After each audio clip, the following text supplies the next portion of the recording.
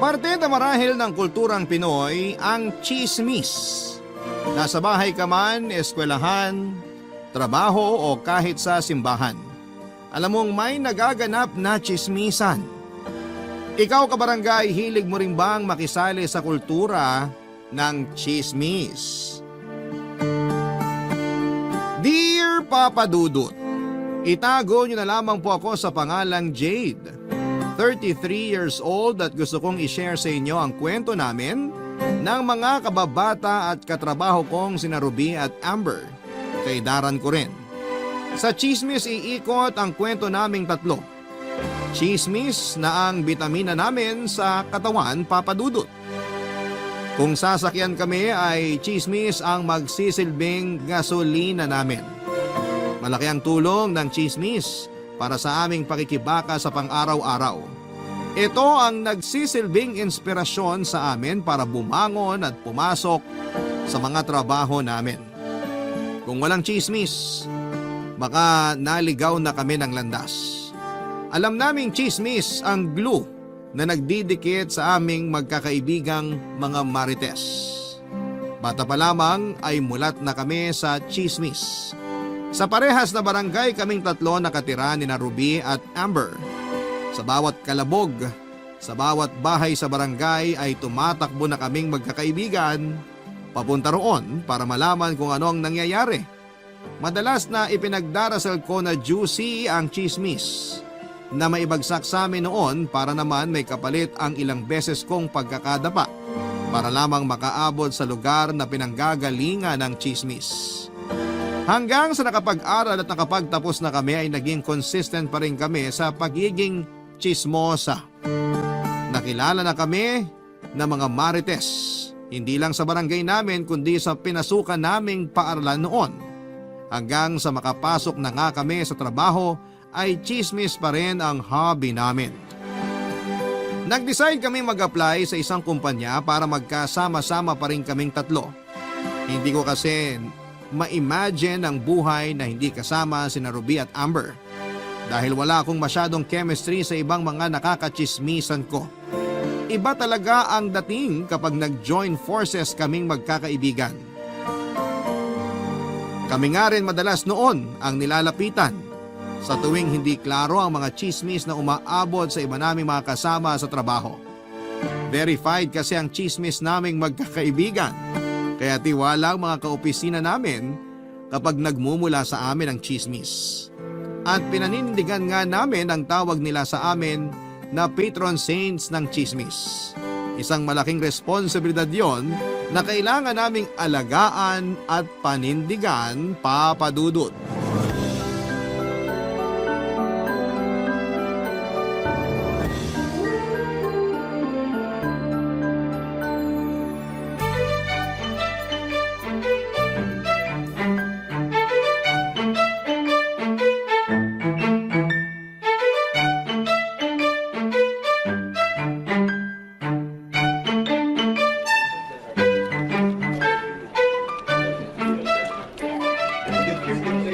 Ruby! Oh, Jade, Asan si Amber? nag-CR lang saglit. Kumulo yung sikmura niya kasi kumain ng dahon ng akasya at ampalaya. Ew, kumain siya ng ampalaya? O, di ba ang weird niya?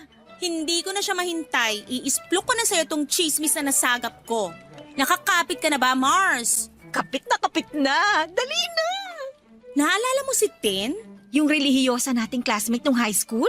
Siya nga. Lagi akong ginajudge niya sa kulay ng blush on ko, ha? Girl, chinatch din naman kita doon. Bakit naman kasi orange ang napili mong kulay ng blush on? Eh kasi nakasale yun at saka yun lang kaya ng baong ko nun. Eto na nga. Si Tin, nalaman ko na tirador pala ng AFAM. Hala, seryoso ba? Di ba man-hater yun? Man-eater na siya. Huy, ano yan? Nananakpal na siya ng mga lalaki basta AFAM. Kaloka? Legit ba yan, ha? Kasi kakalat ko na yan. Makaganti lang sa sinabi niyang mukha akong pongka na hinog dahil sa blush on ko noon. Saka ito pa. Alam mo bang siya pa ang nagpapadala sa mga AFAM para lang dalawin siya sa Pinas? Ay, true? Saan naman kumukuha ng pera yun? Eh di ba hanggang ngayon ibinubuhay pa siya ng nanay niya? At ito pa. Yung perang pinapadala niya sa AFAM, galing sa barangay tanod nila, nakabit niya. Ang juicy naman yan, Jade!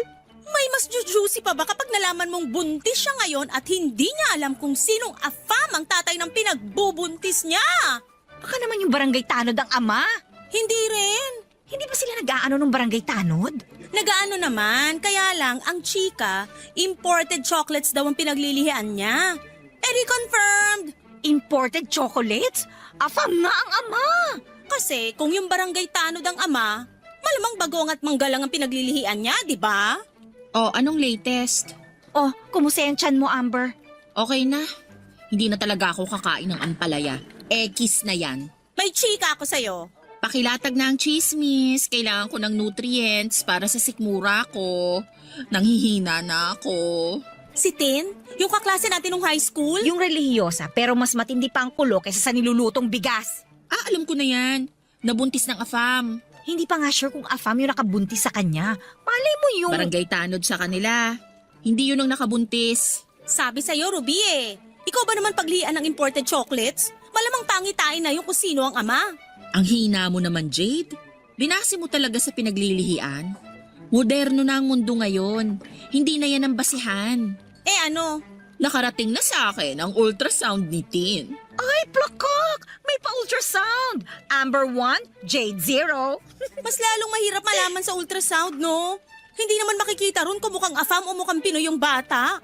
Diyan ka nagkakamali. Malaki ang baby kahit 2 buwan pa lang. Mukha na nga raw grade 2. Ang OA na, ha?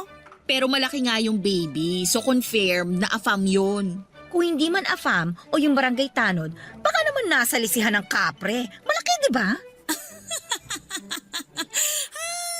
Ang saya talagang pag-usapan ng buhay ng iba. Ay, totoo. Gumiginhawa nga yung sikmura ko dahil sa chismis natin ngayon eh. Let's keep it up lang, mga sis. Hindi namin alam pero tuwing nakakasagap kami noon ng chismis ay lumalakas kami. Kapag lumipas naman ang 2 araw at wala kaming nasagap sa chismis ay nangihina kami at para kaming mao-ospital. Ganon kadependent ang mga katawan namin sa chismis. Lumobo na nga kaming 3 at nagkaroon ng maraming pekas.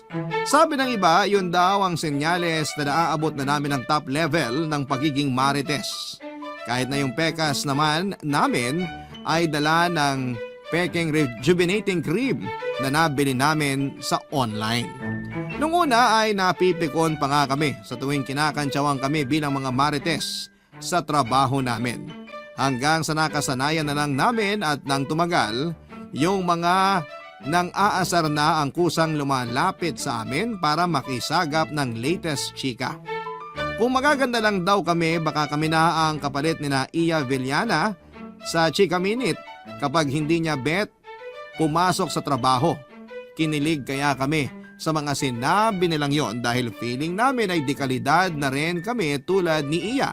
Dahil doon ay ganado tuloy kaming mangala pa ng mga chismis at hindi kami papayag na meron kaming makahati sa trono ng pagiging 3 marites at reyna.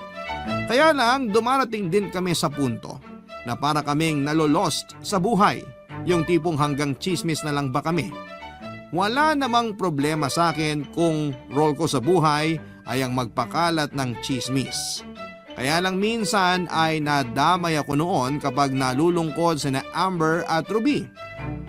Siyempre bilang leader ay kinailangan kong mag-step up para pasayahin sila at gawin ang purpose namin sa buhay, ang maging mga dakilang mga marites. Hindi madali ang role na yon para sa amin at pinaliwanag ko naman sa kanila. Hindi lahat ay may talentong makasagap ng chismis. Hindi lahat ay binibiyayaan ng malilinis na tenga at matabil na dila. Kaya dapat namin yung gamitin sa chismis. Yon ang madalas kong ipaalala sa kanila. At pagkatapos noon, manunumbalik ang gana nila sa pakikipag-chismisan.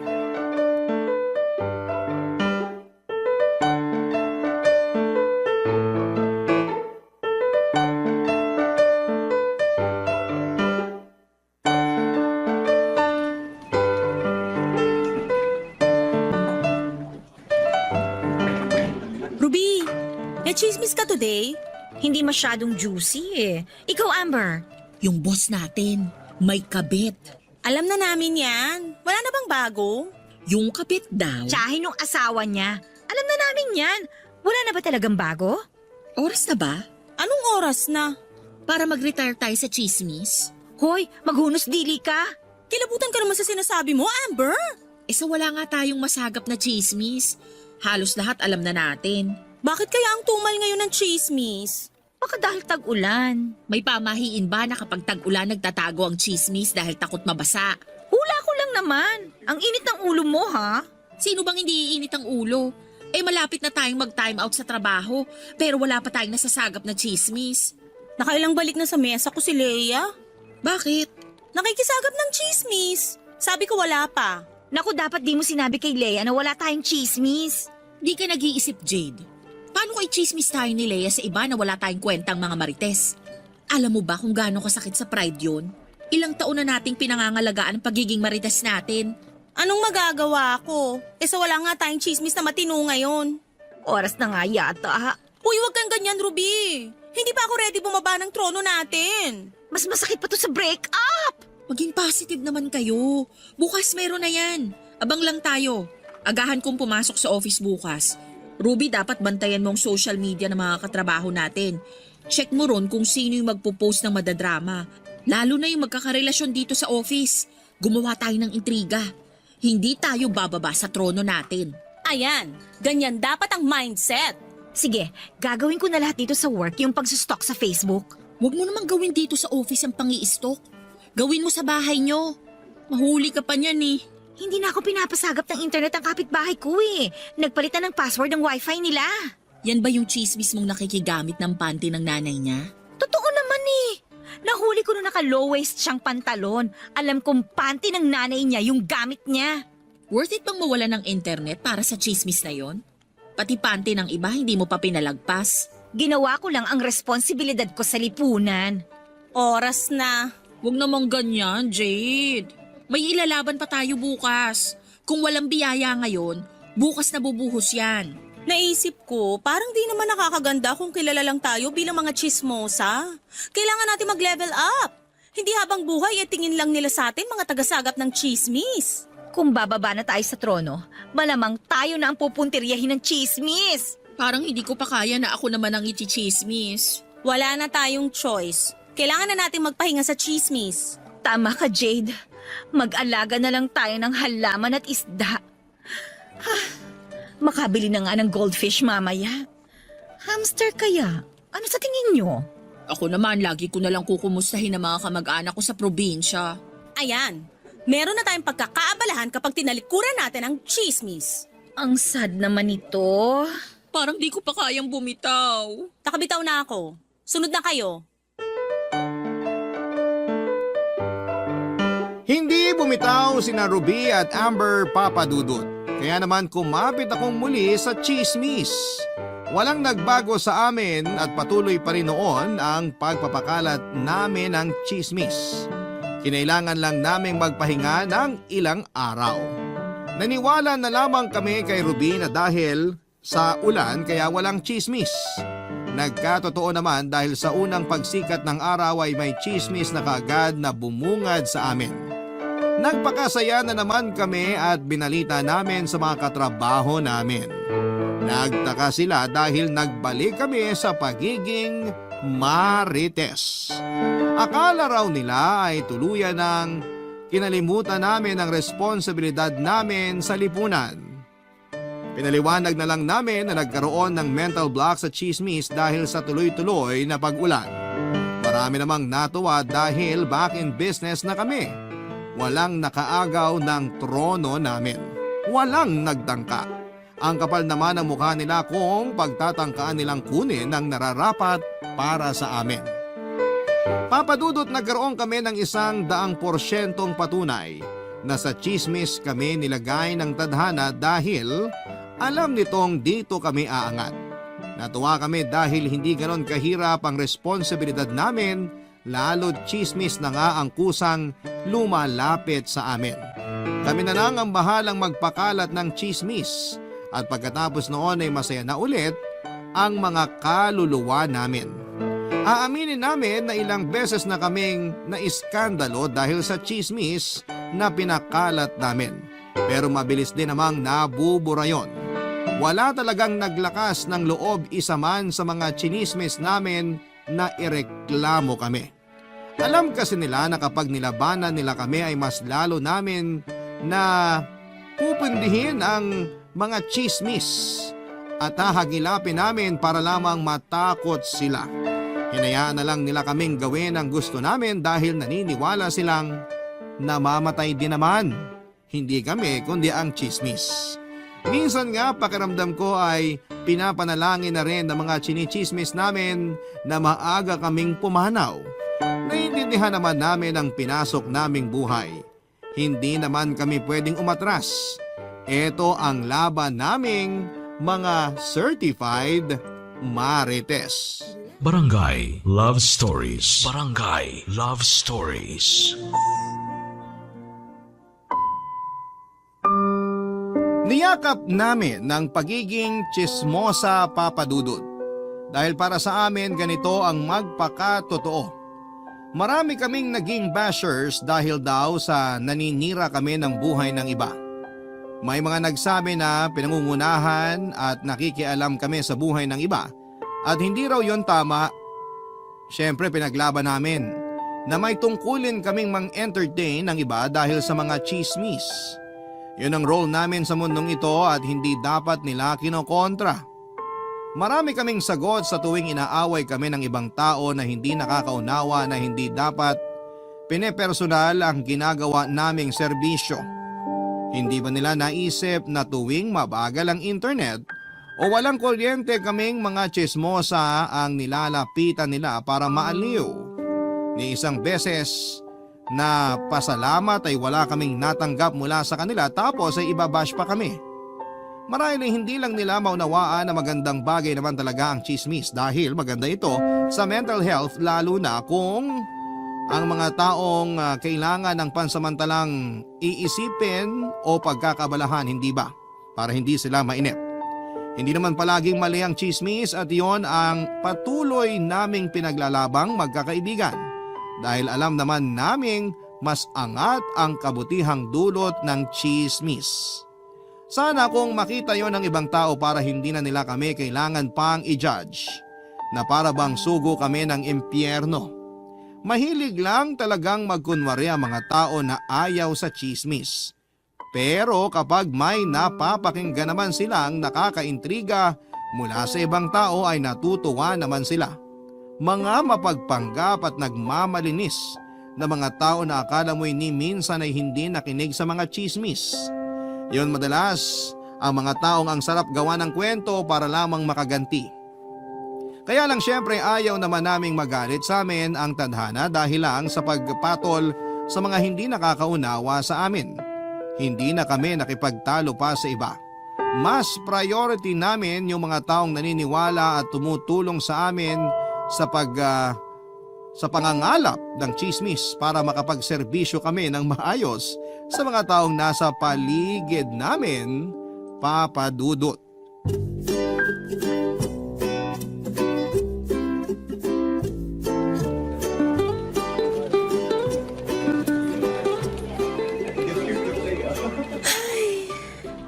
Ang fulfilling ng araw na to. Quality na chismis sana please ang laging dumating. Yung chismis na kahit ilang dekada nang lumipas, pag-uusapan pa rin. Ay, nakakatuwa na nakapaghatid tayo responsibly ng mga chismis ngayon. At konti lang ang pumalag sa mga chismis na ikinalat natin. Unti-unti natatanggap na sa lipunan ang malaking ambag ng chismis sa ating buhay. Plakak! Ilang buhay na rin ang nabago natin dahil sa chismis, hindi ba? Ay sobra. Naalala ko nung nagkahiwalay yung kapitbahay ko at yung jowa niya dahil sa akin. May bubog ka talaga sa kapitbahay mo, no, Ruby? Eh sino ba namang hindi magtatanim ng galit sa kanya? Pinalitan niya ng password yung wifi niya. Ang lakas ng tampo mo, Ruby. Kailan ba mawawala yan, ha? Napaghiwalay mo na nga silang magjowa. Move on ka na. Mas magandang magpatawad kesa manatili sa galit. Di ba, Jade? Ay nako, hindi ako magpapatawad kapag may ginawang hindi maganda sa akin. Walang magpapatawad. Gaganti ako. Kaya go lang, Ruby. Naiintindihan ko kung bakit nasasarapan kang gumanti sa kapitbahay mo. Hindi lang naman to dahil sa pagganti, no? Sabi nga natin, di ba? Malaki ang responsibilidad nating mga chismosa sa mga nasasakupan natin. So pabor pa pala ng kapitbahay mo yung ginawa mong chismis sa kanila ng jowa niya? Ex-jowa na. Nakakaawa kaya yung ex ng kapitbahay ko. Buti nga nagkahiwalay sila eh.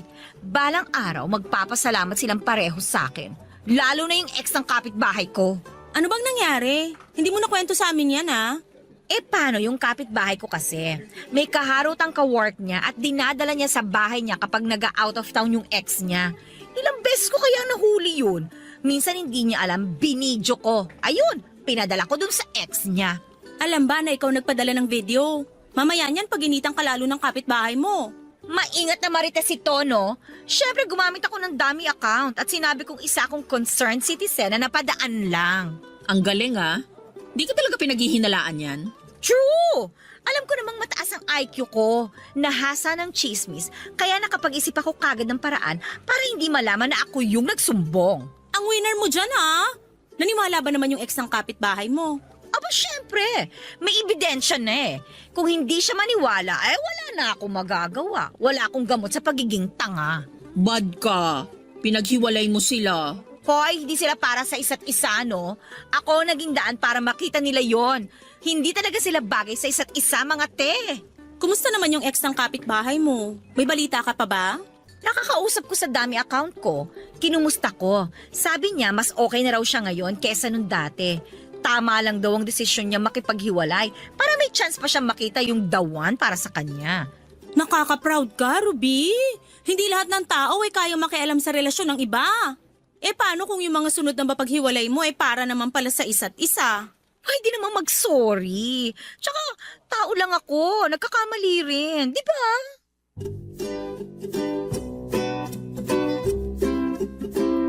Natuwa ako para kay Ruby dahil meron na naman siyang panibagong purpose sa buhay. Ang paghiwalayin ang mga magkakarelasyon na hindi naman meant na magkasama habang buhay. Nainggit nga ako sa kanya kasi parang gusto ko ang role na yon, pero kailangan kong makontento sa pagiging leader ng mga chismosa. Malaking responsibilidad ang bagay na yon at naiintindihan marahil ng tadhana na hindi ko kayang kumuha pa ng isa pang responsibilidad dahil masyado pang mabigat yung ginagawa ko noon. Si Amber naman ay pinanindigan ang pagiging kanang kamay ko sa pagkalap ng chismis. Siya rin yung laging nagtatanggol sa akin noon sa tuwing may nangaaway sa akin dahil sa ginawa kong chismis. Grabe ang chemistry naming tatlo at natutuwa ako na pinagtagpo kami mula pagkabata. Nakatulong din na pareho naming chismosa ang mga magulang namin, kaya dahil doon kami ang unang nagkaroon ng interes sa hobby naming yon. Hindi ko makakalimutan ang unang araw na nakilala ko silang dalawa. Pumunta kami ng nanay ko sa bahay ni na Amber para mang-away. Yung kasing nanay ni Amber pinagkalat na may UTI raw ang nanay ko at nakuha raw yon sa ex niyang seaman. Nagalit ang nanay ko at sinama pa ako para may kakampi siya. Nasaktuhang andun din sa bahay ni na Amber ang nanay naman ni Ruby. Manikurista kasi ang nanay ni Amber, ang nanay ni Ruby na naging kaibigan na niya sa huli. Nagtalo ang nanay ni Amber at ang nanay ko. Habang nakikinig naman ang nanay ni Ruby na sa huli ay umawat na para hindi na lumala pa ang pagkakagulo. Hindi ko na maalala kung paano sila nagkabate. Basta noong araw din yon sila nagkaayos. Doon na nga nagsimula ang pagkakaibigan nilang tatlo at doon na rin naging simula ang pagkakaibigan namin ni na Amber at Ruby. Lagi kami ng nanay ko sa bahay nila Amber habang nagchichismisa ng mga nanay namin. Kami namang tatlo ni na Amber at Ruby ay nakikinig sa mga chismis. Yon, Papa Dudut, ang naging dahilan kung paano kami napunta sa ganitong klase ng buhay.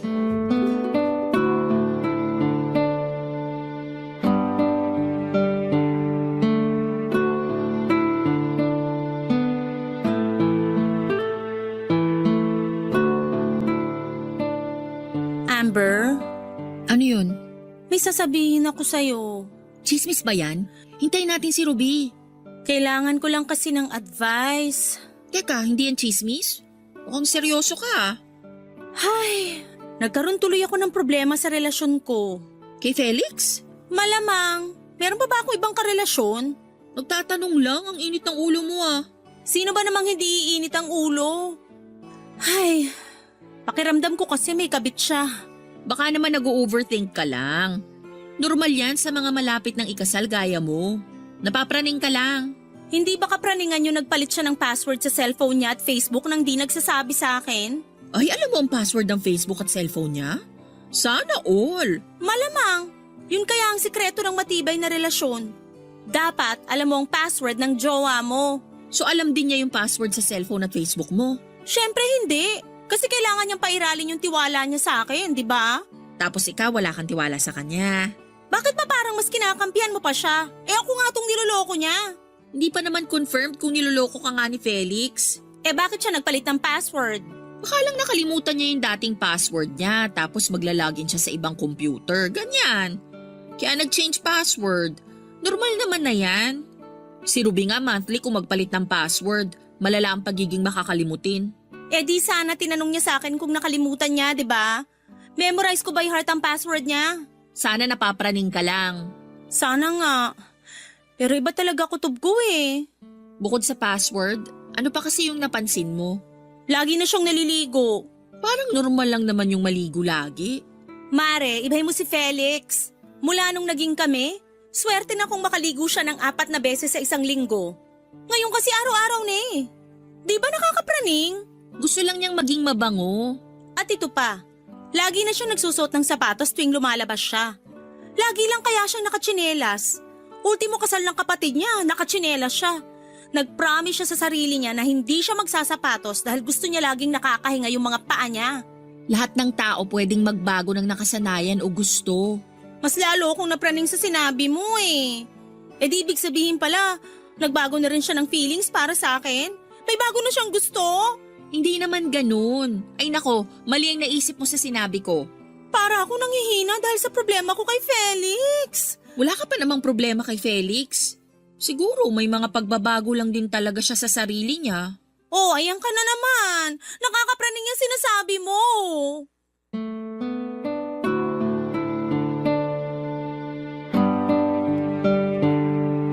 Pagkatapos ng usapan namin ni Amber ay medyo nakahinga ako ng maayos. Pero aminado pa rin ako na gumugulo sa isipan ko ang napapansin kong pagbabago sa fiancé ko na si Felix. Kahit nga dumating na noon si Ruby at sobrang juicy ng chismis niya ay hindi pa rin ako napasaya. Napansin naman ni Amber yon at kinausap akong muli papadudot. Nakisali na rin sa usapan si Ruby. Same sila ng payong dalawa na matino naman si Felix at dala lamang ng kapraningan ko dahil sa nalalapit naming kasal ang nararamdaman ko. Pinilit ko na lamang maniwala sa mga sinabi nila para lamang kumalma ako. Nagpaalam na ako para umuwi ng bahay dahil nangihina pa ako at kailangan kong mapag-isa. Hinayaan naman nila ako papadudot. Minessage ko si Felix para itanong kung pwede siyang dumaan sa bahay pero sabi niya ay may mga gagawin pa raw siya sa kanila. Isa na namang napansin kong pagbabago sa kanya. Kasi dati naman, isang text ko lamang sa kanya ay agad naman siyang pupunta sa bahay. Kahit na hindi nga ako mag-message sa kanya noon ay kusa na siyang magtatanong kung pwede akong dalawin. Alam ko namang nagbago na siya. Hindi nga lang masyadong solid ang ebidensya ko para ibintang yon sa kanya. Sa loob kasi ng 8 years naming relasyon ay malaki naman ang naging tiwala ko sa kanya lalo na noong binigay niya ang password niya sa akin. Sa loob ng 8 years namin ay naging masaya ako sa piling niya at mas lalo akong naging masaya nung inaya na niya akong pakasalan. Kaya lang after ng proposal ay parang may naging pagbabago sa kanya. Halos hindi ko maramdaman na mahal na rin niya ako. Nung una ay iniisip kong baka dala lamang ng pressure at gasto sa pagpapakasal yon. Usually naman kasi, ang mga lalaki kapag usapang pera ay pinoproblema talaga nila madalas. Kaya lang, noong tumagal pa, alam kong hindi na yon dahil lamang sa pera. Talagang nagbago na siya. At hindi ko naman siya magawang kausapin tungkol doon dahil hindi ako handa sa mga isasagot niya. Baka kasi biglang makonfirm ang laman ng utak ko. Hindi ko kayang mawala si Felix sa akin dahil alam kong siya ang reward ng tadhana sa akin. Mula sa mga chismis na naitulong ko sa ibang tao, Papa Dudut. Barangay Love Stories. Barangay Love Stories. At dahil nga sa napansin kong pagbabago kay Felix ay na-stress at nalungkot na rin ako. Napapadalas noon ang mga panaginip ko na nag-cheat sa akin si Felix. Hindi ko alam kung dala lang ba yon ng kaka-overthink ko na may iba na siya pero para kasing totoo yung mga nasa panaginip ko.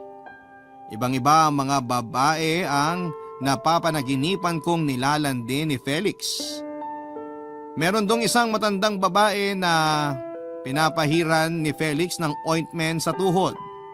Naisip ko na madalas ang mga crush ni Felix ay yung mga babaeng may edad na.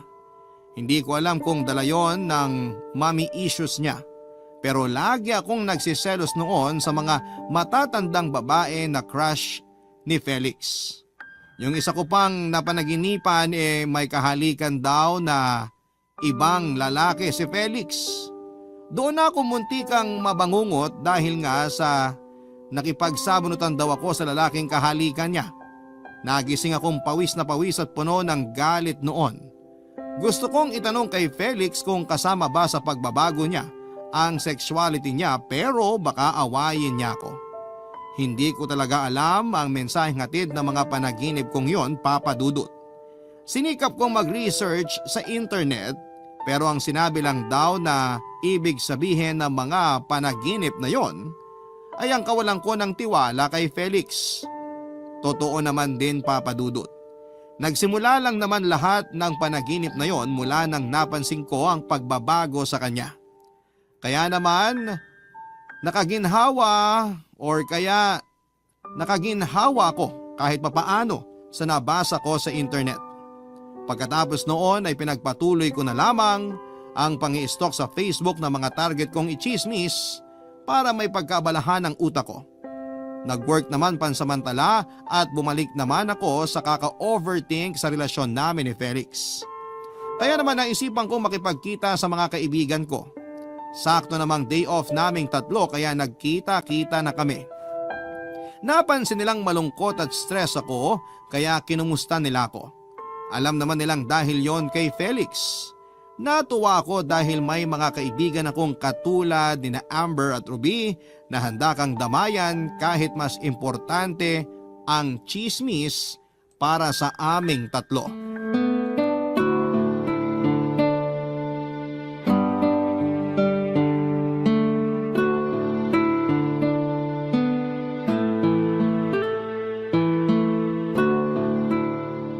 Huwag mo masyadong dibdibin yung panaginip mo. Hindi naman nagkakatotoo yan. Ako nga nanaginip ako na nanalo raw ako sa loto. Pero hanggang ngayon wala naman. Bakit? Tumaya ka na ba sa loto? Hindi pa. Kaloka ka, Amber. Umaasa ka naman nanalo, hindi ka naman tumataya. O basta ang point ko rito, hindi totoo ang panaginip. Baka kabaliktaran pa ang ibig sabihin niyan. Baka super loyal din naman talaga sa'yo si Felix. Nakikita naman namin yung mula nung naging kayo eh. Tama. Saka sa 8 years nyo, nahuli mo na ba siyang nagloko? Hindi pa naman. Kaya lang baka ngayon na siya nag-start magloko. Baka sawa na siya sa akin. Grabe ang kapraningan mo, ha? Mahal ka ni Felix. Alam naming lahat yun. Pero bakit di ko naramdam? Baka masyadong busy. Di ba sinabi mo dati na nagdo-double shift siya sa trabaho para makaipon sa dream wedding mo? Tapos di ba sabi mo rin dati na siya yung umaasikaso ng kasal nyo? Pagod lang siya sa kakatrabaho at pag-aasikaso ng kasal nyo. Pero sigurado kami na hindi siya pagod sa'yo. Huwag ka nga mag-overthink. Sana nga ganun eh. Kaya lang alam kong may mali. Ayokong mangbintang pero ramdam ko may iba siyang babae. Kami na ang bahala mag-imbestiga kung meron man siyang babae. Basta ikaw, kumalma ka lang dyan. Maging fresh ka lang bago ang kasal nyo. Uy, next year na yun ha! Umayos-ayos ka! Gusto ko, magsuot ka ng little black dress para umaura. Tutulungan ka namin kasi nakabili na ako ng gown ko. Kung meron mang ibang babae si Felix, ipapa-reimburse ko sa kanya yung nagastos ko sa gown at heels. Damay pa yung down payment ko sa makeup artist ko. Ayoko magkahiwalay kay ni Felix dahil feeling ko para talaga kayo sa isa't isa. Etchos ka. Ganyan din yung sinabi mo sa kapatid mo at sa ex niya pero pinaghiwalay mo pa rin. Iba naman kasi itong sina Felix at Jade. Alam kong kaya pa tong maayos kaya hindi solusyon yung hiwalayan. Kayo na talaga ang bahala. Ayoko na kasing mag-overthink eh. Oo, kami nang bahala na mag-imbestiga. Aalamin ko lahat ng Facebook na mga ka-work niyang babae. Ako naman yung hahagilap sa mga kabatch niya sa school at iba pang mga kaibigang babae. Wala siyang kaibigang babae. Puro lalaki lahat. Pati na rin yung mga kaibigan niyang lalaki. Hindi naman sa nanghuhusga ha, pero malay mo, may lalaki pala si Felix. Di ba nga napanaginipan mo yun? Kala ko ba gagawa ka ng paraan para din maghiwalay sina Felix at Jade? Bakit parang nangiintriga ka na naman para magkahiwalay na sila? Loka! Gusto ko lang ilatag ang mga pwedeng nangyayari sa sitwasyon nila ni Felix. Lahat kasi posible. Basta gawin niyo lahat ng pwedeng gawin para malaman ko yung totoo. Ayaw mo ba kasing diretsahin na lang si Felix? Hindi ko kaya. Baka iwan niya ako. Saka wag muna no. Hanggat wala sa mga kamay natin ang ebidensya, hindi pwedeng kumprontahin ni Jade si Felix. Malamang hindi yun aamin. Saka na kapag nakuha na natin lahat ng proof kung may kabit siya. Handa na ba ang puso mo kapag nalaman mo meron siyang iba, Jade? Paghahandaan. Pinasa ko na sa mga kaibigan ko ang pag-iimbestiga tungkol kay Felix. Sa aming tatlo, ako ang pinakamagaling na mag-imbestiga. Pero sa pagkakataong yon, parang wala akong kakayanan na gawin ang bagay na yon. Masyadong personal ang investigasyon para sa akin at baka mapangunahan ako ng emosyon at magkamali pa ng makukuhang mga detalye. Saka baka hindi ko rin kayanin pa kapag may nalaman akong hindi maganda tungkol kay Felix. Kaya mas mabuting ang mga kaibigan ko na lamang ang gumawa noon. Pinayuhan naman nila akong mag-focus muna sa chismis at personal na buhay ng iba para hindi ako mapraning. Baka makagulo rin kasi ako sa investigasyon nila, lalo't pakialamera pa naman ako. Hindi naging madali ang paghihintay na malaman ang totoong nangyayari kay Felix. Pero alam kong kailangan kong tiisin kung gusto kong makuha ang sagot sa kung bakit siya biglang nagbago. Sa paglipas ng mga araw ay sinikap kong walang iparamdam na pagbabago kay Felix para di rin siya maghinala na may ginagawa akong investigasyon tungkol sa kanya. Kilala pa naman ako ni Felix bilang investigador. Kaya konting maling galaw lang ay paniguradong makakahalata na siya. Doon ako naging maingat, Papa Dudut. Kahit nga ang pakikipag-usap ko sa mga kaibigan ko ay hindi ko pinapakita kay Felix dahil paniguradong makakaamoy siya, Papa Dudut. Wala pa ring nakalap ang mga kaibigan ko tungkol kay Felix at nakailang stalk na raw sila ng Facebook niya. Pero wala silang nakita.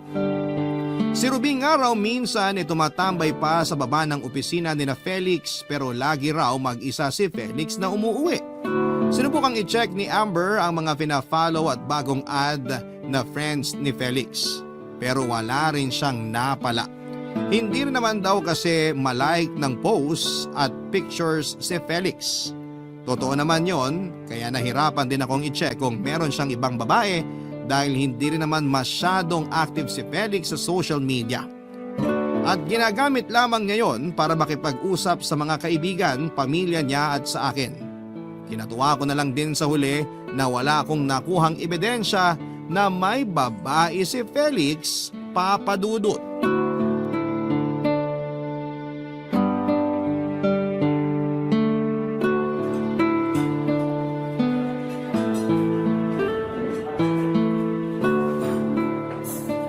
Thank you, Amber, sa pag-iimbestiga kay Felix, ha? Alam ko hindi kayo nakapag-focus ni Ruby sa mga chismis. Pero sobrang thank you kasi nakatulong kayo para mawala ang kapraningan ko. Wala yun. Ano ka ba? Masaya lang din ako na makakatulog ka na ng maayos at hindi ka na mapapraning kakaisip kung may babae o lalaki si Felix. Basta confirm na wala ngang iba si Felix. Babae man o lalaki. Ang saya ko! Anong oras kaya makakarating si Ruby? Malilate daw ng konti. Kinuha pa yung pinalaundry niya. Sakto. Bakit sakto? Kasi hindi ko alam kung paano ko to sasabihin sa iyo eh. Kinakabahan naman ako sa'yo, Amber. Magagalit ba ako sa sasabihin mo? Mas masasaktan siguro. Ano yun? Sabihin mo na. Si Ruby kasi. Anong meron kay Ruby? Nakita ko sila ni Felix na pumasok sa isang hotel. Baka nagkasalubong lang doon. Kasama mo ba si Felix na nag-hotel this week? Hindi. Magkasama sila na nag-book ng kwarto. Sigurado ako. Sumunod ako eh. Kung gusto mo, sasamahan kita sa hotel na yun para maniwala ka. Pwede nating ipacheck ang CCTV o kaya yung guestbook. May kilala ko ron. Bakit ngayon mo lang to sinasabi sa akin? Hindi ko alam paano sasabihin sa'yo kasi lagi nating kasama si Ruby. Paano ko siya haharapin ngayon? Anong sasabihin ko sa kanya? Basta wag mo lang akong idadamay dyan ha. Kunwari hindi galing sa akin yan. Aalis na ako. Uy, teka, alis ka na. Huwag mo naman akong iwang mag-isa kasama si Ruby.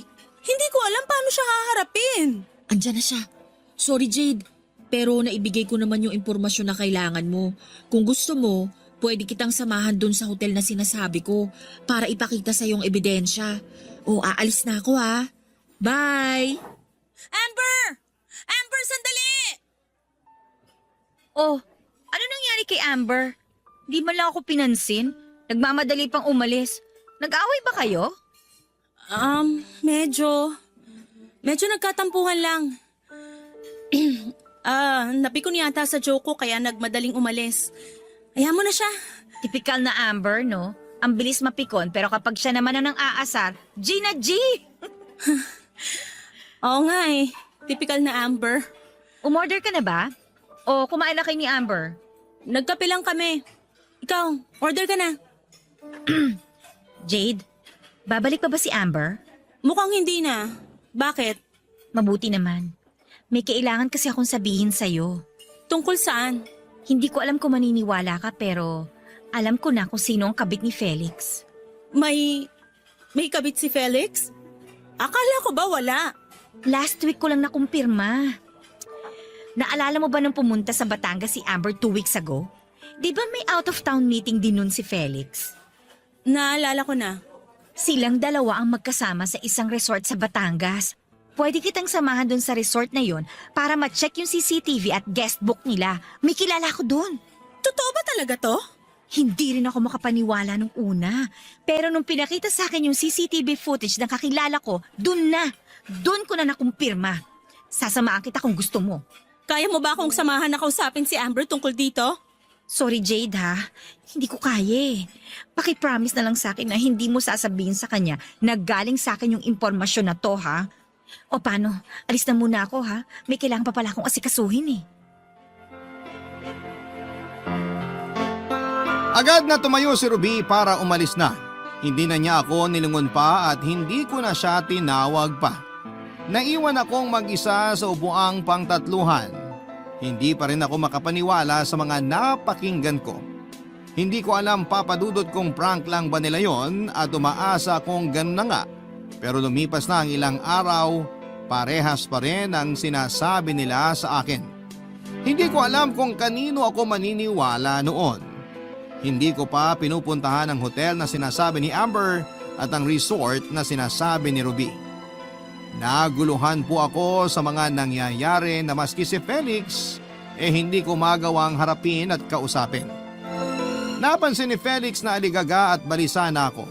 Hindi ko na maitago sa kanya ang totoong nararamdaman ko pero mas pinili kong wag munang magsalita kahit gaano pa karami ang impormasyon na tumatakbo sa isipan ko. Hindi ko na alam noon kung sino ang papaniwalaan, papadudot. Hindi ko iniwasan sina Ruby at Amber para hindi sila makahalata na may alam ako sa mga nangyayari. Sa pagitan naman nilang dalawa ay maayos pa rin silang nagkakausap. Nakakasama ko pa nga sila sa tsismisa na parang walang nangyari. Kaya lang ay nag-ingat na ako sa kanilang pareho. Hindi ko pa rin alam kung sino sa kanila ang totoong kabit ni Felix. Nagsimula na rin ako mag-imbestiga. Mali ko kasi na nasasabi ko sa kanilang dalawa ang mga alam ko tungkol kay Felix.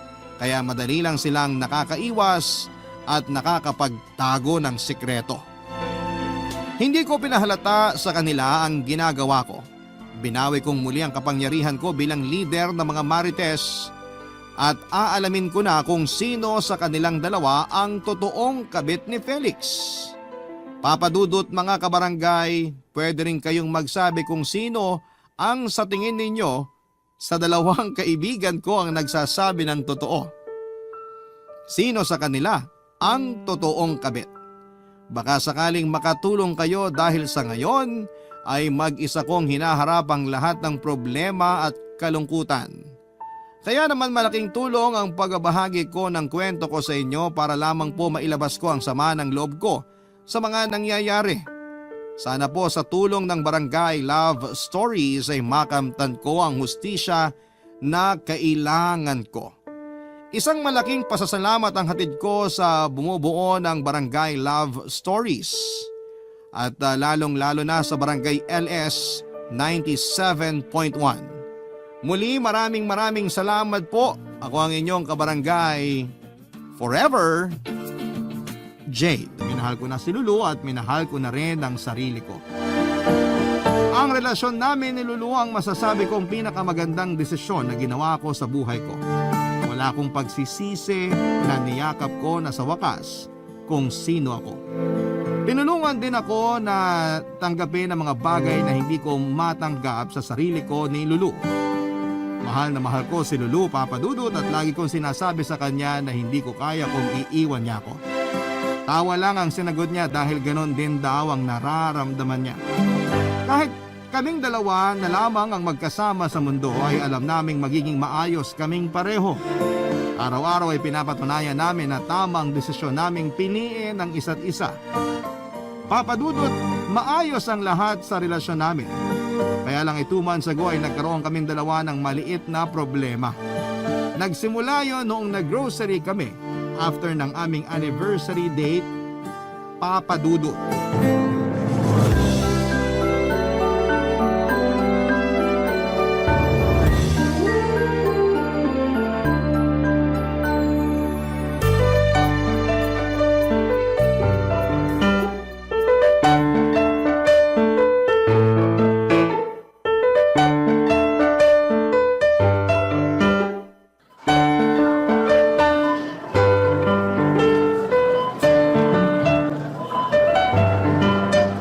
Ganito na ba talaga pag tumatanda, Lulu? Bakit? Dapat pagkatapos nating mag-date, uuwi na lang tayo sa bahay at magpapatuloy ng lambingan eh. Hindi yung mag-grocery pa tayo o mamamalengke. Sayang outfit natin. Ubus na ang asukal at mantika natin. Yaman din naman na nandito na tayo sa mall. Isabay na natin yung pag-grocery natin. Wala na rin pala tayong liniment. Kakabili lang natin last week ah. Alam mo namang napapadalas na ang pag-atake ng rayuma ko. 3 beses na kaya ako magpahid sa isang araw. 4 kapag makulimlimang panahon at kapag tinotodo mo yung aircon. Maghanap tayo ng mura, tsaka yung naka-buy one take one. Tsaka sana maabutan pa natin yung mga libreng toothbrush. Nakakakilig talaga ang pagiging praktikal at kuripot mo. Ikaw talaga ang dream girl ko. Huwag mo na akong bulahin. Hanapin na natin yung liniment mo para hindi yung olive oil ang pinangpapahid mo sa tuhod mo. Oy, hindi ko ginamit yung olive oil sa tuhod ko. Canola oil yon. Mantika pa rin yun. Ano bang balak mo, iprito yung tuhod mo? Bili na rin pala tayo ng 2 kilo ng chicken neck sa liempo. Ang dami naman. Bigla akong natakam sa leeg ng manok at liempo eh. Bili na rin tayo ng kalamansi sa kasili. Katatapos lang natin kumain, Mildred. Ewan ko ba, parang ang sarap ng leeg ng manok na nakababad sa toyo at maraming kalamansi. Saka bumili na rin tayo ng chocolate ice cream. Naglilihi ka ba? Sino ina niyan, ha? Saka bili na rin tayo ng potato chips at pulburon. Kainin natin mamaya pag uwi. Ang dami mong gustong kainin, ah. Ayaw mo bang kumain? Hindi pa nga nagigiling sa sikmura ko yung spaghetti na kinain ko kanina eh. Baka kailangan mo pa ng panulak. Magandang kumain ka ng liempo para itulak niya yung spaghetti na kinain mo. Hindi naman panulak yung liempo. Pangbara yan eh. Ikaw talaga. Sige na, bumili na tayo ng mga gusto mo. Meron ka pa bang idadagdag? Gusto ko ng pineapple juice tsaka cheese cupcake. Grabe yung sikmura mo. Halimaw! Kakainin ko lahat yan mamaya. Kaya nagre-reklamo na yung tuhod mo eh. Hindi na liniment ang solusyon dyan sa tuhod mo. Diet na. Bilhin na rin pala tayo ng french fries mamaya after nating mag-grocery ha. Kakainin ko sa loob ng taxi. Uy, awat na nga sa pagkain. Wag mo na akong awatin. Malay mo, ito na pala yung huling gabi ko sa mundo. Ipagkakait mo pa ba yung gusto kong kainin? Huwag na tayo mag-grocery. Magabang na tayo ng taxi. Ay, teka! Paano yung asukal at mantika na kailangan mo? Saka yung liniment at chicken neck ko? Walang kakain. Itulog mo na lang ang gutom mo mamaya pagka-uwi. Ano bang ginawa ko? Bakit bigla ka na lang nagagalit? Kasi hindi nakakatuwa yung biro mo na huling gabi mo na. Biro nga lang yon, kaya hindi dapat seryosohin. Yan din mismong sinabi ng kapatid ko bago siya namatay. Ang dami rin niyang nirequest na pagkain ng gabi bago siya namatay. Kwento ko na sa'yo dati, di ba? Oh, di sorry na. Hindi ko naman sinasadya. Umuwi na tayo. Matulog ka na agad pagka uwi natin ha. Babantayan kita.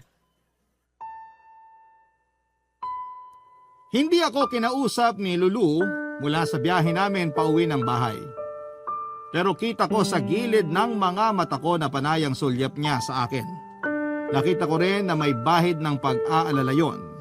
Nahiya naman ako sa inasta ko sa kanya at nakalimutan ko na malaki pala ang trauma ni Lulu pagdating sa kamatayan. Namatay na kasi ang nakababatang kapatid niya at nakalimutan ko na nabanggit na pala yon sa akin ni Lulu dati. Inabot ko pa ang kapatid niyang yon. Alam kong minahal at inalagaan ni Lulu ang kanyang kapatid. Biglaan lang din ang pagkamatay kaya hindi niya napaghandaan. Inabot ng 2 taon ang pagluluksa ni Lulu sa kanyang kapatid at andun ako para alalayan siya. Ang masakit pa, Papa Dudut, kung kailan nakabawi na sa pagluluksa si Lulu. Sa kanyang kapatid ay saka naman sabay na namatay ang mga magulang niya. Nawala na ang buong pamilya niya. Nakwento niya sa akin na may mga premonition ang mga magulang at kapatid niya bago sila tuluyang nawala sa mundo. Kaya yon ang tinandaan niya, Papa Dudut. Naging sensitive siya sa mga ganitong bagay kaya kinapraning niya ang pagbibiro ko sa huling gabi ko sa mundo. Ayaw niya ng mga biro tungkol sa kamatayan. Kahit nga ang manood ng mga pelikulang may namamatay ay iniiwasan niya. Alam kong hindi pa siya lubos na naka-move on mula sa pagkawala ng pamilya niya.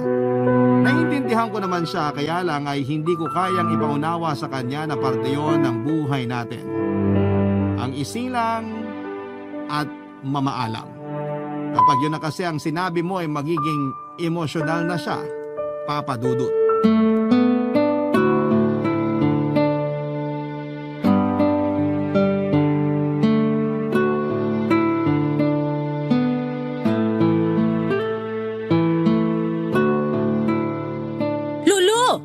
Bakit? Halika sa labas, dali! Bakit ba? May malaking mariposa sa labas ng bahay. Ang ganda! Ngayon lang ako nakakita ng ganong kalaki na mariposa. Itaboy mo! Itaboy mo! Ha? Bakit? Palatandaan niya na may mamamatay. Hindi naman. Dumapo lang sa hardin natin kasi ang gaganda ng tubo ng mga bulaklak natin. Itaboy mo! Lolo! Hindi ka na naman naniniwala, no? Wala namang kasing kinalaman ng mariposa sa kamatayan. Na-attract lang yan sa bulaklak at saka Sa probinsya namin, kapag may bisita kayong mariposa, ibig sabihin may mamamatay. Ilang beses na yung nagkatotoo. Yung 2 tiyahin ko at lolo ko namatay sila isang araw pagkatapos kaming dalawin ng mariposa. Bata pa ako na pero natatandaan ko pa. Marami naman kasing mariposa sa probinsya. Sa kamalay mo dahil na rin sa edad nila. Kaya kailangan na nilang mamaalam. Ayaw mo talaga maniwala, no? Ayoko lang na ma-stress ka sa kakaisip sa kung sino yung next na mamamatay. Maganda nga may pahiwatig na para mabilis kumakontra ang kamatayan. Wala tayong magagawa kung kumakatok na si kamatayan sa pinto ng mga mahal natin sa buhay. Tao lang tayo. Hindi natin yun pwedeng pigilan. Ilang beses ko na yung napigilan. Yung isang pinsan ko, kung hindi ko agad sinabi sa kanya na may nakita ako mariposa sa office namin, di sana patay na siya. Paano mo naman nalaman na yung pinsan mo na ang pinupuntirya ni kamatayan? Bigla ko lang siyang naisip nung nakita ko yung mariposa na yon. Tinawagan ko siya agad. Katulad mo, hindi rin siya naniniwala nung una. Pero nung muntik na mabangga ng truck yung tricycle na sinasakyan niya, tsaka lang siya naniwala sa akin. Nagkataon lang yon. Bahala ka nga dyan. Kung ayaw mo maniwala, bahala ka. Tsaka ikaw naman na nakakita ng mariposa eh. Kung ayaw mo i-check ang pamilya mo, pasensyahan na lang. Iniisip mo ba na isa sa pamilya ko ang mamamatay? Bakit naman hindi? Sabi mo nga, di ba? Wala tayong magagawa kapag kumatok na sa pintuan si kamatayan. Iba kasi yung iniisip mong isa sa pamilya ko yung mamamatay kesa sa natural lang na mangyayari na may mamamatay sa kanila. Tanggapin mo na lang na may mamamatay sa kanila. Alam ko na napapraning ka lang at hindi mo na naman makontrol yung takot mo sa kamatayan. Pero please, huwag ka naman sanang magsalita ng ganyan pagdating sa pamilya ko. Ibang intention yun eh. Warning lang yun para sa iyo. Kaya kung ako sa iyo, tawagan mo na yung mga kamag-anak mo. Sabihan mo na sila bago mahuli ang lahat. Walang mamamatay sa pamilya ko. Paano ka nakakasiguro? Kasi malay mo ako pala yung sinusundo ng mariposa. Sabi kong huwag ka magbibiro ng ganyan, di ba? Sorry, ang intense na kasi ng usapan. Alam mo naman na pagbibiro na lang ang solusyon ko para mabasag yung tensyon. Napag-usapan na natin hindi dapat ginagawang biro ang kamatayan. Sorry, hindi ako mamamatay. Mahaba pa ang buhay ko at magiging magkasama pa tayo hanggang sa huling hininga natin. Pangako. Paano nga kung ikaw yung mamamatay? Huwag kang ang ganyan. Ayoko pa syempreng mamatay. Gusto pa kitang makasama. Marami pa tayong pupuntahan. Marami pa tayong liniment na ipapahid. Ayan! Ayan! Dinadaan mo na naman sa biro ang lahat! Nahirapan akong pakalmahin si Lulu, Papa Dudut. Kasalanan ko rin naman kasi. Alam ko na ngang praning na siya pagdating sa kamatayan tapos ay nagawa ko pa siyang biruin. Nakasanayan ko na kasi yon lalo na kapag puno na ng tensyon ang usapan. Ayaw ko rin naman kasing pag-usapan ng kamatayan kaya dinadaan ko madalas sa pagbibiro. Kaya lang ay maling tao si Lulu para biruin. Nagkulong siya sa kwarto at hindi niya ako pinapasok. Nakaupo na lamang ako sa labas ng pintuan ng kwarto at hinihintay siyang kumalma. Makalipas lamang ang 1 oras ay pinagbuksan na niya ako ng pintuan, Papa Dudut. Niyakap niya ako at humingi ng sorry dahil sa pagiging praning niya. Naintindihan ko naman siya at pinaliwanag lang niya na ayaw na niyang maka-experience muli na may namamatay na mahal niya sa buhay, lalo na raw ako. Hindi niya raw ma-imagine ang buhay niya kapag nawala ako. Nag-aiyakan na kaming pareho dahil ganon din naman ang iniisip ko. Nagkaayos kami noon at saka nagpa siyang matulog na, Papa Dudut. Kahit nakahiga na kaming pareho sa madilim naming kwarto ay hindi pa rin kami makatulog. Hindi lang kami nag-uusap pero alam naming gising pa ang isa't isa. Ramdam ko noon na panayang sulyap sa akin ni Lulu para i-check kung humihinga pa ba ako. Hinayaan ko naman siyang gawin yon kung doon siya mapapanatag. Para mas higit pa siyang mapanatag ay niyakap ko siya at saka hinalikan sa noo. Pinulungan ko siya at sinabing hindi ako papayag na kunin ni kamatayan. Natawa na lamang siya pero alam kong nakampante siya sa mga sinabi ko. Niyakap niya ako ng mahigpit at saka sinabi kung gaano niya ako kamahal. Pagkatapos noon ay matiwasay kaming nakatulog. Tanghali na nang magising kaming pareho, Papa Dudut. Nawala na ang tensyon sa pagitan namin at nakangiti na rin si Lulu sa wakas. Pero kita ko pa rin sa mga mata niya, Papa Dudut, ang takot na baka nga merong mamatay na mahal niya sa buhay. Barangay Love Stories. Barangay Love Stories. Ang akala ko, Papa Dudut, ay magiging okay na si Lulu, pero nagkamali ako. Mas lumala ang kapraningan niya pagdating sa kamatayan. Ultimo bangaw na nakita niyang pumasok sa bahay ay pinag-isipan pa niya ng hindi maganda. Sinabi niya na bangaw daw ang isa sa mga senyales na merong mamamatay. Sinagot ko siya at sinabing tanda lang yon na maraming dumi ng aso at pusa sa paligid ng bahay namin. At lagi niyang nakakaligtaang isarado ang bintana. Nagalit siya nang bigyan ko ng mas makatotohanang dahilan ang pagpasok ng bangaw sa bahay. Hindi niya ako inimik noon. Nakita ko na napapadalas na rin ang pagdarasal niya 3 beses sa loob ng 1 araw. Hindi naman siya relihiyoso na tao pero kapag hindi maganda ang nararamdaman niya ay kumakapit talaga siya sa pagdarasal. Hindi ko naman siya pinigilan na gawin yun dahil gusto ko ring mapanatag siya sa tulong ng Panginoon. Kaya lang ay hindi ko na rin siya maintindihan sa ibang mga ginagawa niya para lang makontra ang iniisip niyang kamatayan sa isa sa mga mahal namin sa buhay. Hindi ko na nga rin magawang magbiro sa kanya kahit na hindi tungkol sa kamatayan. Lagi na lang seryoso ang usapan namin sa takot na matrigger ko ang kapraningan niya. Kapag alam ko, Papa Dudut, na may napapansin na siyang kakaiba noon sa paligid, agad ko nang sinusubukang mag-isip ng pwede naming pag-usapan. Lagi na lang akong nakabantay sa mga mata niya at sa pang-amoy niya. Lagi kasi niyang iniisip na may naaamoy siyang kandila pero wala naman akong naaamoy. Kahit ako, aaminin kong nakakadala na rin ang takot na nararamdaman niya. Hindi na rin ako makapali or mapakali sa tuwing meron siyang bagong napapansin sa paligid niya. Dahil hindi niya ako makulit noon sa kapraningan niya, mga kamag-anak na niya sa probinsya ang kinakausap niyang madalas, Papa Dudut.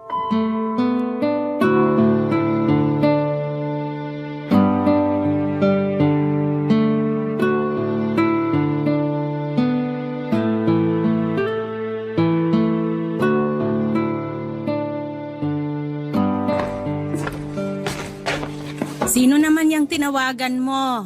Yung tsahin ko, kinukumusta ko lang. Kinumusta mo o binalaan mo na naman? Pareho. Lulo naman. Masama bang maging concerned sa mga kamag-anak ko? Dapat nga pasalamatan nila ako eh. Bakit ka nila pasasalamatan? Dahil tinatakot mo sila? Hindi mo kagaya mga kamag-anak ko. Pareho kaming naniniwala sa mga ganito. Sila mismo ang naka-experience ng mga kinukwento ko sa'yo. Mas maganda siguro na hindi lahat ng napapansin mo sa paligid mo, kinababahala mo na agad. Tansyahin mo muna bago mo warningan ng iba. Kasi kahit naka-experience na sila ng mga sinasabi mo, nakakapagdala pa rin yan sa kanila ng takot. At least makakapaghanda sila. Hinahanda mo sa di naman mangyayari. Hindi pa mangyayari. Sa pagkakasabi mo, parang gusto mo talaga na may mangyari eh. Parang inaabangan mo na may mamatay para lang mapatunayan mong tama ka. Nagpapakatotoo lang ako. Nagpapakatotoo o nagpapadala ka lang sa takot mo? Buong pamilya ko nawala sa akin, Mildred. Palibasa sa'yo, buhay pa lahat. Alam kong natroma ka sa pagkamatay ng mga magulang at kapatid mo. 1,000,000 beses kong sasabihin sa'yo na naiintindihan kita. Kaya lang dapat hindi mo ibase yung nangyari noon sa kung paano ka gagalaw ngayon. Hindi porke nangyari noon, mauulit din ngayon. Paano hindi ko pagbabasihan ng nakaraan yun ang naging guide ko para makapaghanda sa ngayon? Ay, bahala ka na. Tatawagan ko si Tita Marion. Oy, di ba siya yung may sakit sa puso? Oo, kaya nga tatawagan ko siya para balaan. At sa tingin mo maganda sa puso niya na sabihan mo ng mga ganyan? May sakit na nga sa puso tapos matanda na. Combo yan pag nagkataon. Tatanungin ko muna kung ayos ang BP niya at saka ko sasabihin. Traidor ang atake sa puso. Huwag mong subukan. Paano kung siya pala yung mamamatay? Hindi makakayanan ng konsensya ko na hindi siya balaan sa mangyayari. Baka sa gawin mo'y mapaga pa ang kamatayan niya. Tigil ka na, please. Ipapasabi ko na lang sa anak niya. Ganon din lang. Mananakot ka pa rin. Paano kung si Tita Mario na pala yung next na mamamatay? Paano kung hindi? O baka yung asawa niya yung mamamatay? 93 years old na yun eh. Lulu, walang mamamatay. Huwag mong tablahin ang trabaho ni kamatayan. At anong gusto mong gawin ko? Maging kampante lang? Kahit may signs na merong mamamatay? Paano kung yung iniisip mong signs pala nagkataon lang? Walang nagkakataon sa kamatayan. Alam mo, bahala ka na. Sige, tawagan mo lahat ng kamag-anak mo. Takutin mo silang lahat. Talaga? After ko tawagan ng mga kamag-anak ko, tatawagan ko naman ang mga kamag-anak mo.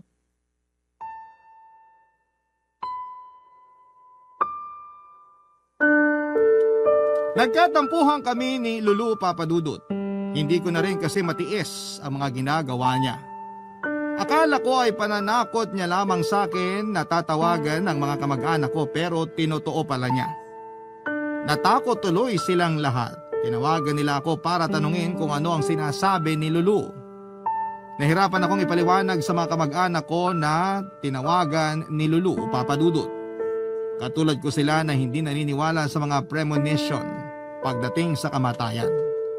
Nakahanap tuloy ako ng kakampi sa piling ng mga kamag-anak ko pero syempre nasa side pa rin ako ni Lulu. Gusto ko pa rin magkasundo kami kaya naman sinikap kong ipaliwanag na dala lang yon ng takot ni Lulu na may mamatay dahil nga na-trauma na siya sa mga nangyari sa pamilya niya. Naintindihan naman yun ng mga kamag-anak ko, Papa Dudut, at nabawasan ang kaba nila sa mga binalita ni Lulu. Sinabi nila na baka napapraning lang talaga si Lulu. Sinuggest din nila na magpatingin na sa psychiatrist si Lulu para magamot na ang trauma niya. Naisip ko na rin yon, kaya lang ay hindi ko alam kung paano yon sasabihin sa kanya dahil baka ma-offend siya. Papa Dudut, inaliw ko si Lulu para makalimutan muna niya ang stress na nararamdaman niya sa mga nakikita niyang signs o premonitions. Nakisama naman siya dahil pagod na rin daw siya sa kakaisip kung sino ang susunod na mamamatay. Napansin ko talaga ang malaking pagbabago kay Lulu. Nalungkot at nasaktan ako dahil sa napapansin ko sa kanya pero wala naman akong ibang magawa kundi ang suportahan siya at tulungan siyang magbawas ng stress. Inaya ko siyang mag-date kahit na walang okasyon. Lagi ko na lang siyang inilalabas noon para lang mawalan siya ng oras na mag-overthink. Nangyayari kasi madalas yon kapag nasa bahay lamang kami. Kaya hanggat maaari iniiwas ko siyang magstay sa bahay ng matagal. Naglalakad-lakad kami madalas sa barangay namin kapag kapos sa budget pang pasyal. Ayos na yon para mabawasan ang iniisip niya. Kaya lang ay inabot na rin hanggang sa pagtulog niya ang takot niya. Isang gabi bigla na lamang siyang nagising at umiiyak. Ginising niya ako para ikwento ang nangyari sa kanyang panaginip.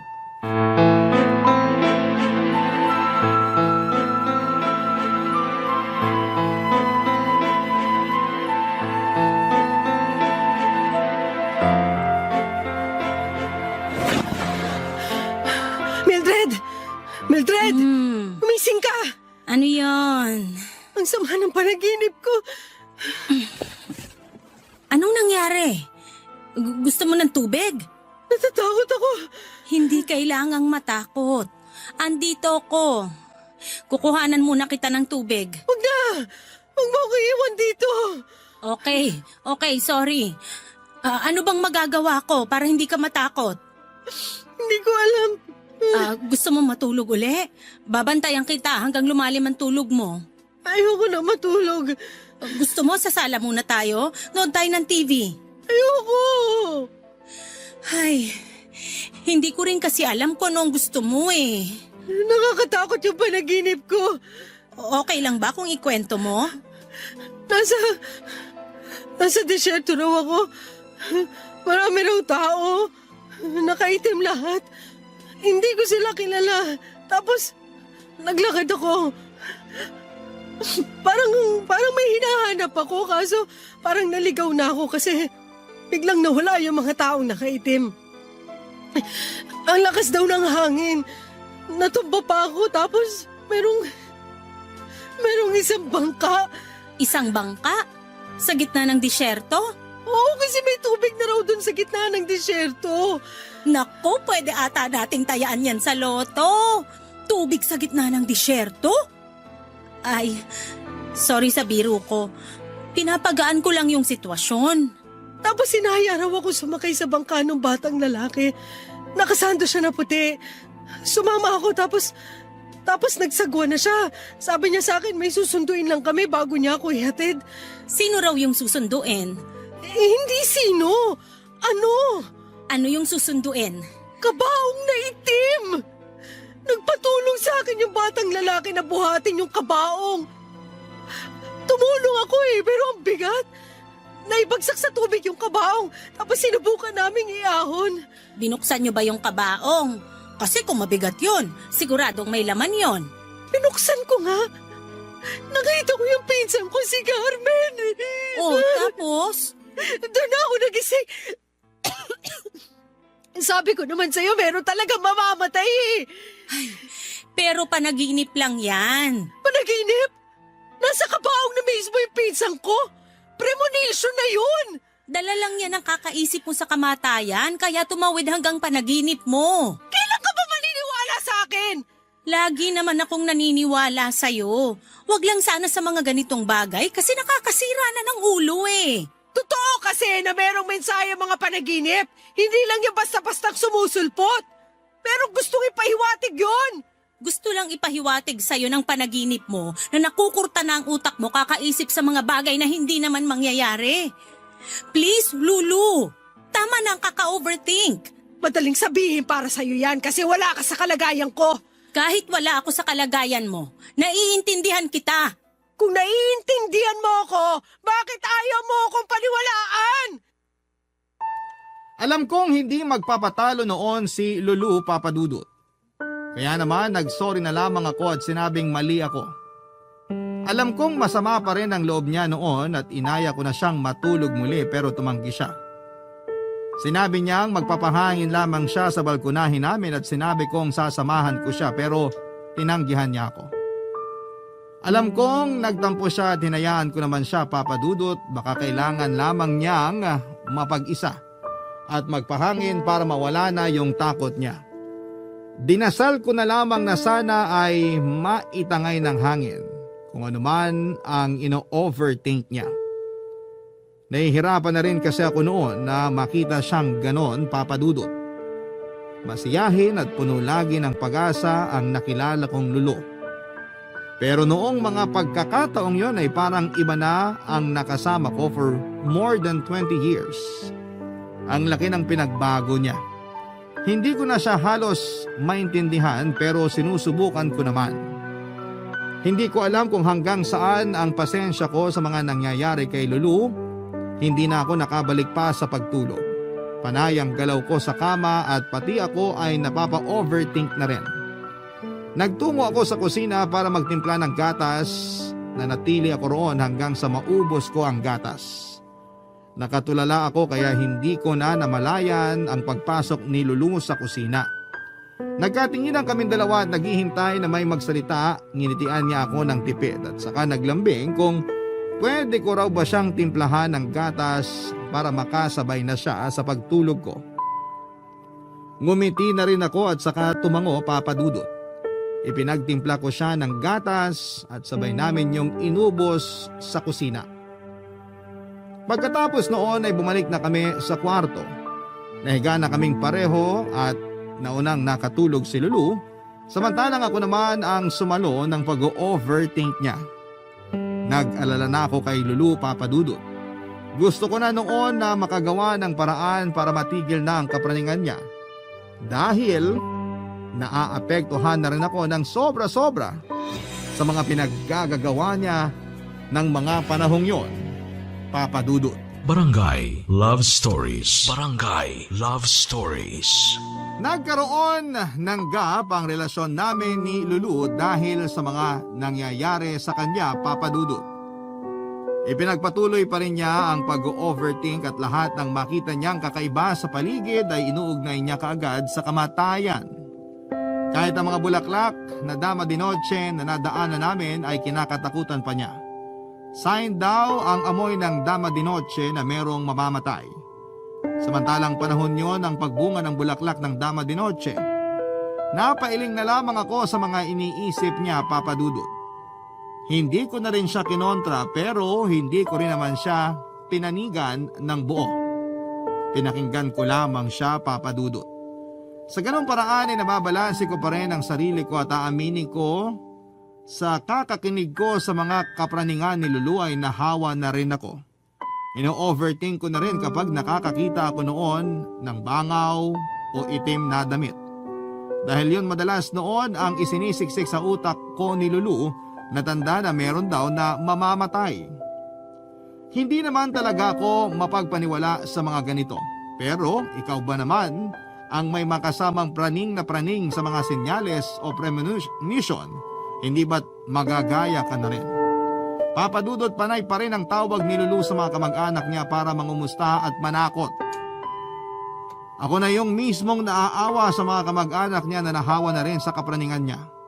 Sinabihan ko na mga kamag-anak ko na huwag nang sagutin ang tawag ni Lulu kapag tinatawagan na sila. Kahit sila ay ayaw na rin talagang sagutin ang mga tawag ni Lulu kahit na hindi ko pa raw sila pagsabihan. Natatakot na rin sila sa mga sinasabi ni Lulu at hindi na yon nakakatulong sa buhay nila. Nagpasalamat na lamang ako sa mga kamag-anak ko sa pangunawa at pagpapasensya kay Lulu, Papa Dudut. Inihingi ko na lang sa kanila ng sabayan kong ipagdasal ang mga nangyayari sa karelasyon ko ng mga panahong yon, Papa Dudut.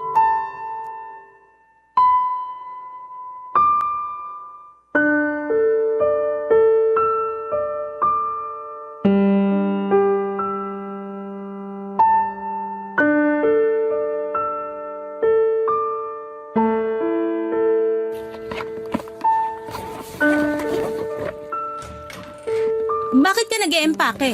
Saan ka pupunta? Uuwi muna ako sa probinsya. Paano yung trabaho mo? Nakapag-leave na ako. Bakit di mo man lang sinabi sa akin? Hindi ko naman na kailangan sabihin.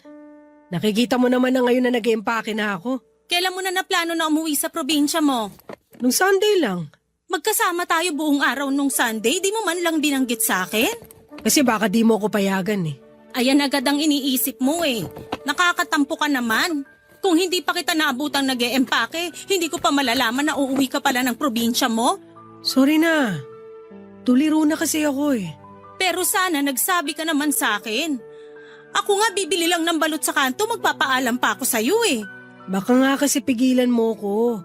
Kahit naman pigilan kita, hindi ka pa rin papaawat. Alam mo naman pala. Huwag mo na ako sermonan. Nakalahati ko na yung ine-empake ko eh. Kailan ang balik mo? 9 days lang ako roon tapos uuwi na ako agad.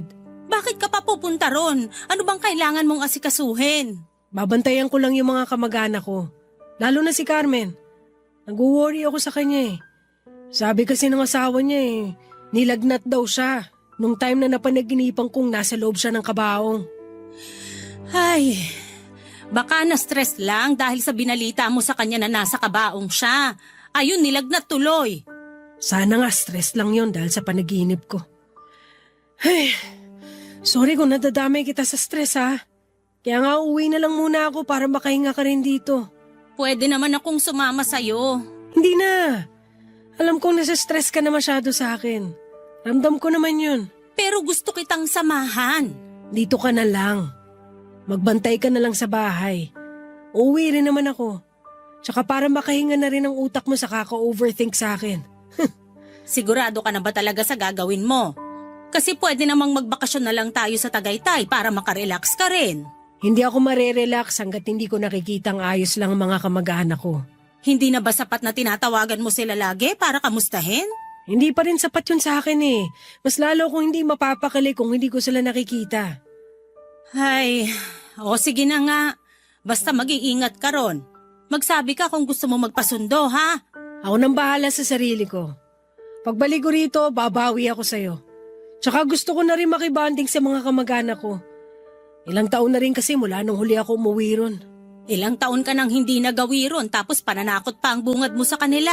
Hindi mo katulad ng mga kamag-anak ko, no? Hindi sila mabilis matakot. Gusto pa nga nila na sinasabihan sila ng mga ganito eh para makapaganda sila. Paano ba mapaghahandaan ng kamatayan? Siguro, sisimulan mong iparamdam sa mga mahal mo sa buhay na importante sila at mahalaga sila sa'yo. Okay, basta ha. Kahit anong mangyari, mahal kita at mahalaga ka sa akin. Ikaw na ang buhay ko. Kinikilabutan naman ako sa'yo. Baka naman mamaya ikaw pala tong mamamatay. Oo, baka ako nga. Tapos iiwan mo pa ako ngayon. Mildred! Joke lang. Sige na, mag-impake ka na dyan. Ihahanda ko na lang ang kakainin natin. Nagtungo na ako sa kusina para ipagluto si Lulu ng makakain niya bago siya bumiyahe. Nalungkot ako na aalis siya, Papa Dudut. Hindi kasi ako sanay na malayo kay Lulu ng higit 5 araw. Pero kung kailangan niya yung gawin para sa ikakapanatag ng isipan niya ay hahayaan ko na lamang siya. Tulong na rin yun para hindi magiba noon ang relasyon namin. Kasi kung hindi pa niya maayos ang mga naiisip niya ay baka magkasira na kaming dalawa. Mabilis lang din natapos sa pag-iimpake si Lulu at naligo na siya at saka nag-ayos. Saktong pagkatapos niyang mag-ayos ay nakaluto na rin ako ng ulam namin. Pinagsaluhan namin ang sarsyadong isda at pritong talong. Paborito yon ni Lulu. Pinagtimpla ko rin siya ng iced tea at masaya kaming nagkwentuhan at nagbilinan ng mga dapat gawin sa bahay habang wala siya. Nagkape kaming dalawa sa balkonahe bago ko siya hinatid papunta sa terminal. Nalungkot talaga ako noong sumakay na siya ng bus. Nung nakalis na ang bus, ay saka lang ako umuwi ng bahay. Nanibago ako na mag-isa ako sa bahay pero aaminin kong medyo nakahinga naman ang utak ko. Baka nga kailangan lang namin ng space para makapag-isip-isip din. Habang wala siya ay ginugol ko ang oras ko sa panonood ng mga pelikulang tinanggihang panoorin ni Lulu dahil sa takot na may mamamatay sa mga eksena. Naglinis ako ng bahay at inayos sa mga ginulong damit ni Lulu noong nag-iimpake siya. Madalas din kaming magkausap through video call. Panay ang tawag ni Lulu sa akin para lang masiguradong humihinga pa ako. Natatawa na lamang ako noon dahil ako naman ang tinatadtad niya ng pag-aalala. Pero hindi na kasing lala nung mga unang beses dahil nga nakahinga na kaming pareho nang malayo kami sa isa't isa. Nakita kong masaya si Lulu sa video call namin. Maaliwalas ang mukha niya, hindi kagaya ng stress siya sa bahay dahil wala siyang magawa para mabantayan ang mga kamag-anak niya. Nakatulong talaga na umuwi siya ng probinsya nila para bumalik ang dati niyang sigla at saya, Papa Dudut.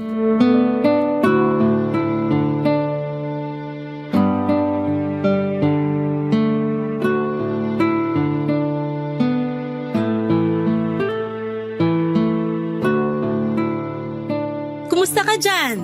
Masaya! Ikaw? Pansin ko nga ang lapad ng ngiti mo Ang linaw dito sa video call natin. Kanina kasi pinagluto ako ng tsahin ko ng pansit bihon at bibingka na maraming itlog na pula. Kainggit naman.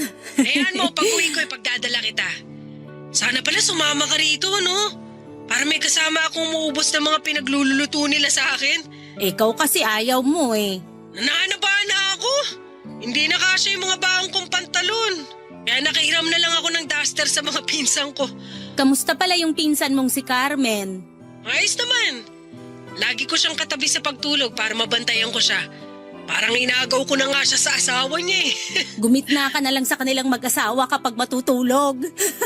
Mabuti nga mabait yung asawa niya Hinayaan lang na sundan-sundan ko si Carmen hanggat hindi ako napapanatag sa kalagayan niya. Kamusta naman ang kalagayan ni Carmen? Nawala na yung lagnat niya nung dumating ako. Sinamahan ko na rin siya magpa-check up para lang sure na wala siyang ibang sakit. Kamusta yung resulta ng check-up niya? Mild na UTI lang. Malayo sa bituka. Tingnan mo na kapraningan mo. Umuwi ka na rito.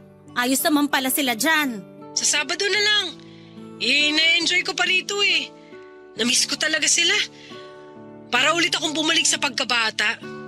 Magkakasama kami magpipinsan sa isang bahay. Tapos yung mga tsahin naman namin, kahit ang tatanda na inaasikaso pa rin kami. Lalo na ako. O sige na, kung gusto mo mag-extend pa dyan, pwede naman. Basta masaya ka. Hindi na ako mag-e-extend. Uwi na ako sa Sabado. Namimiss na kita Miss na rin kita. Namimiss ko na yung amoy laway mong buhok tuwing gigising ako sa umaga. Ang bango ng unan mo ngayon. Nakakapanibago. Ang bastos mo talaga sa akin. Sa susunod na magbakasyon ka dyan, sama na ako ha? Gusto mo bang magpasko rito sa susunod?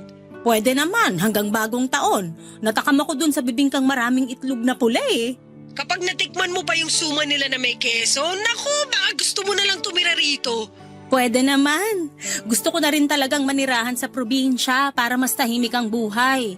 Mas malinis at mas mapayapa. Alam mo, yan din ang naiisip ko. Paano nga kaya kung tumira na lang tayo rito?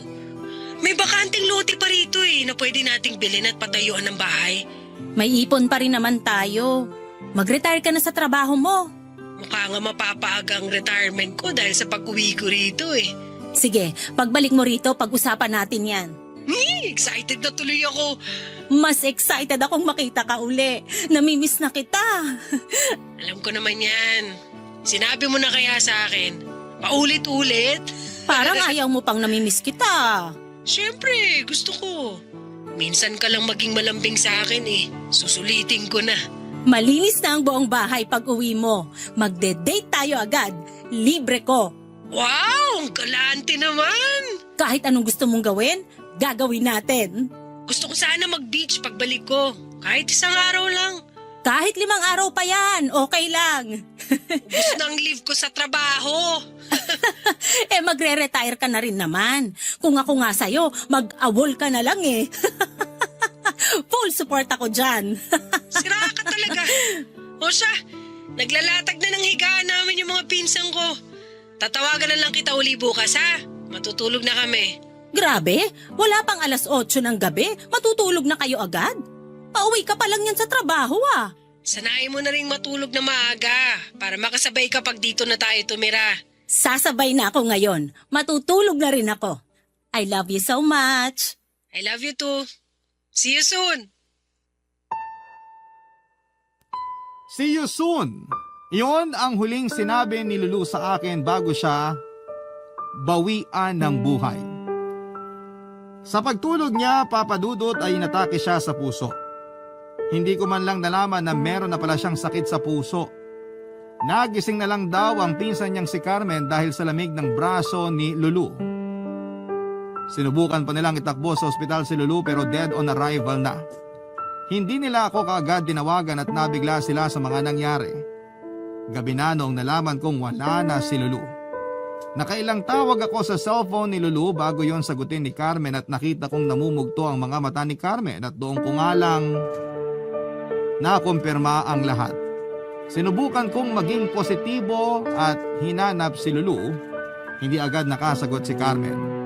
Humihikbin na lamang siya at doon ako nagkaroon ng ideya na wala na ang kaparehas ko. Nanghina ako, Papa Dudut, lalo na noong nalaman ko ang mga huling detalye sa kanya. Nagmadali akong umuwi ng probinsya nila at doon ko nga nakumpirmang totoong wala na si Lulu. Hindi ako makapaniwala na nagkatotoo ang premonition at ibang signs na sinasabi ni Lulu sa akin. Ang hindi ko maintindihan ay kung bakit sa kanya tumama ang premonition na yon. Hindi ako nakapaghanda. Hindi ko pa nasabi sa kanya lahat ng gusto kong sabihin. Nakapagplano na kaming mag-retire pareho at tumira na sa probinsya nila. Pero iniwan na niya ako ng maaga. Ang hirap tanggapin hanggang ngayon na wala na si Lulu. Sa akin naman niya pinamana ang trauma niya sa kamatayan. Kung sineryoso ko lang sana ang mga sinabi niya, kung naniwala lang sana ako sa mga sinabi niya, kung hindi ko na lang siya hinayaang umalis noon para bantayan ang mga kamag-anak niya ay baka buhay pa siya at nakakasama ko pa siya. Hindi naging madali sa akin na tanggapin yon na wala ang lagi kong paalala kay Lulu na parte na ng buhay ang kamatayan. Dahil hindi ko na alam kung paano na ako ngayong binawi na ng kamatayan ang dahilan kung bakit ako nabubuhay. Hanggang dito na lamang ang aking liham, Papa Dudut. Maraming salamat po sa inyong lahat.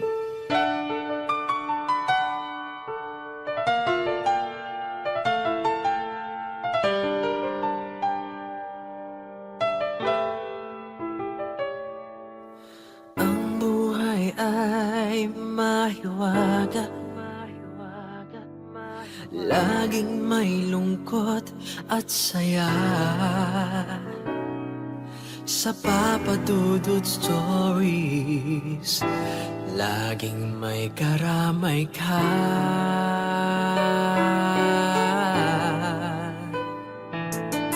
Mga problemang kay bigat,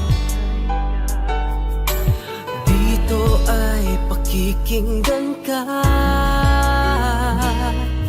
Sa Papa Dudut Stories, kami ay iyong kasama. Dito sa Papa Dudut Stories, ikaw ay hindi nag-iisa.